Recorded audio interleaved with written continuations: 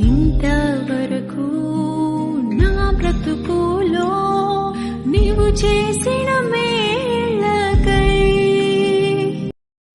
ఈరోజు నా కోసం ఆత్మీయ కార్యక్రమానికి మిమ్మల్ని అందరినీ ప్రేమపూర్వకంగా ఆహ్వానిస్తూ ఉన్నాను.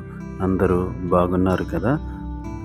ఉదయకాల సమయంలో కొద్ది నిమిషాలు దేవుని మాటలు వినవలసిందిగా మనవి చేస్తూ ఉన్నాను. ఈ దిన వాగ్దానం కోసం చిన్న ప్రార్థన.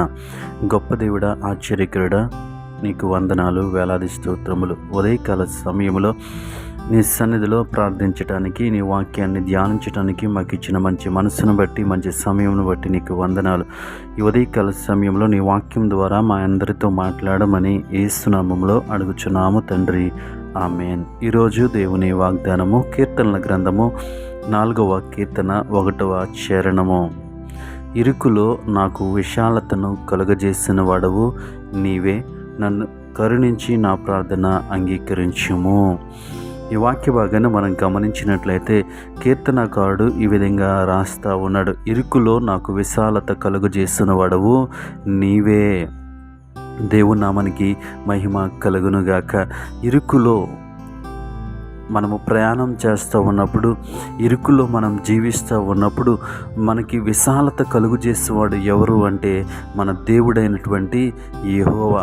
మనము చాలాసార్లు ఆ ఇరుకులోంచి బయటికి రావడానికి ఎన్నో ప్రయత్నాలు చేస్తాము. ఇరుకు అనగా సమస్యలు. ఈ లోకంలో మనం జీవిస్తూ ఉన్నప్పుడు ఎన్నో సమస్యలు, ఎన్నో ఇరుకులు, ఎన్నో ఇబ్బందులు మనం ఎదుర్కొంటూ ఉంటాం. ఆ ఇబ్బందులలో, ఆ సమస్యల్లో, ఆ ఇరుకుల గుండా, ఆ ఇరుకులో మనం ప్రయాణం చేస్తూ ఉన్నప్పుడు, మనం జీవిస్తూ ఉన్నప్పుడు మనకున్నటువంటి జ్ఞానమును బట్టి, మనకున్నటువంటి తెలివిని బట్టి ఎన్నో ప్రయత్నాలు చేస్తూ ఉంటాం. ఎలాగైనా ఆ ఇరుకులో నుంచి బయటికి రావాలి, ఆ సమస్యలోంచి బయటికి రావాలని ఆలోచన చేస్తూ ఉంటాం. కానీ చాలాసార్లు ఆ ఇరుకులోంచి విశాలతలోకి, అంటే సమస్యలోంచి బయటికి మనము రాలేకపోతాం.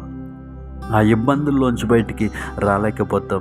ఈ ఉదయకాల సమయంలో దేవుని వాక్యము సెలవిస్తూ ఉంది, ఇరుకులో నాకు విశాలత కలుగు చేసి వాడవు నీవే. దేవునామానికి మహిమ కలుగునుగాక.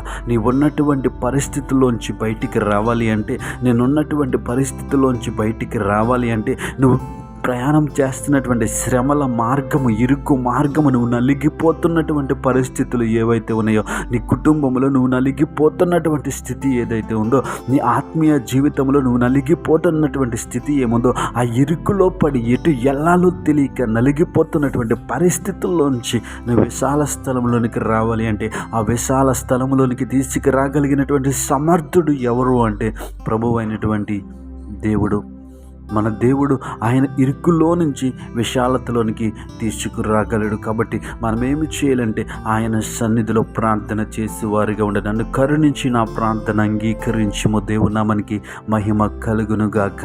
ఆయన మన ప్రార్థన అంగీకరించే విధంగా మనం ప్రార్థన చేయాలి. మన ప్రార్థన ఆయనకు సమాధానం ఇచ్చే విధంగా మనం ప్రార్థన చేయాలి. ఎందుకు ఆయనకి ప్రార్థన చేయాలి అంటే, ఇరుకులో నుంచి ఆయన విశాలతలోనికి తీసుకొచ్చే దేవుడు, సమస్యలో నుంచి సమస్యల బయటికి తీసుకొచ్చే దేవుడు.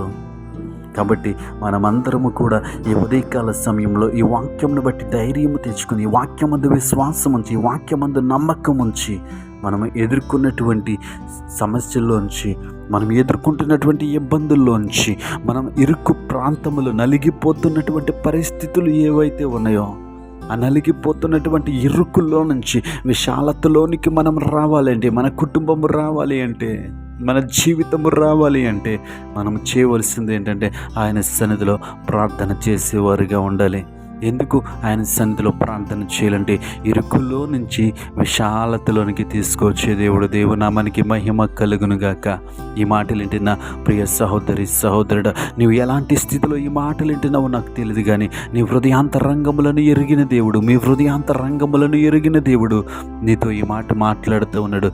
ఇరుకులో నీకు విశాలత కలుగు చేసేవాడను నేనే నీకు విశాలతలోనికి తీసుకొస్తాను. నీ సమస్యలోంచి బయటికి తీసుకురాగలను, నీ ఇబ్బందుల్లోంచి బయటికి తీసుకురాగలను. నువ్వు నలిగిపోతున్నటువంటి పరిస్థితుల్లో నుంచి, ఆ ఇరుకులో నలిగిపోతున్నటువంటి సమస్యల ఇరుకులో నుంచి, ఇబ్బందుల ఇరుకులో నుంచి నేను బయటికి తీసుకొస్తాను. అలాంటి సమర్థుడు మనకున్నాడు. కాబట్టి ఈ మాటలు ఎందుకు విశ్వాసం ఉంచి ఆయన సందులో మనం ప్రార్థించినట్లయితే ఆయన మన జీవితంలో గొప్ప కార్యములు చేస్తాడు. అట్టి కృప దేవుడు మనకి అనుగ్రహించునుగాక.